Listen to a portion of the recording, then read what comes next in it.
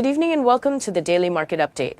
The DSEX returned to positive territory today as it gained 39.45 points or 0.83% and settled at 4,820 points.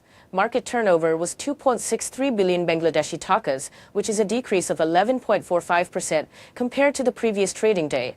Beacon Pharmaceuticals, Beximco Pharmaceuticals, and Square Pharmaceuticals from the pharmaceutical sector, Al Arafa Bank, Islami Bank, and Brak Bank from the banking sector, and Walton High Tech from the industrial sector mainly pulled the market up today. In terms of sector-wise return, the tannery sector posted the highest gain of 4.75%, while the IT sector registered the second highest gain of 2.39%. On the other hand, the food and allied sector posted the highest loss of 0.32% today. 4 NBFIs, 3 industrial and 3 textile companies were among the top 20 gainers today. International Leasing and Financial Services, Shinkpakor Ceramics, and Sonargaon Textiles registered the highest gain, while Mercantile Insurance, SEML Lecture Equity Management, and Apollo Icebat Complex were the top losers today. There was no disclosed price-sensitive information for these stocks. The trading volume of Bangladesh Export-Import Company, Far East Finance and Investment, and Renwick Jagdeshwar increased significantly today compared to the average trading volume of the last 3 months. There was no publicly disclosed fundamental reason for the volume increase for the above-mentioned stocks.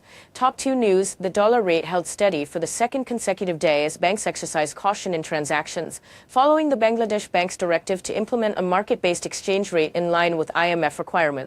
At the start of the day, banks offered up to 122 Bangladeshi takas and 50 paise for remittance dollars, slightly down from 122 Bangladeshi takas and 80 paise the previous day, when the new exchange rate regime was first announced. The dip was driven by subdued demand and a comparatively higher dollar supply.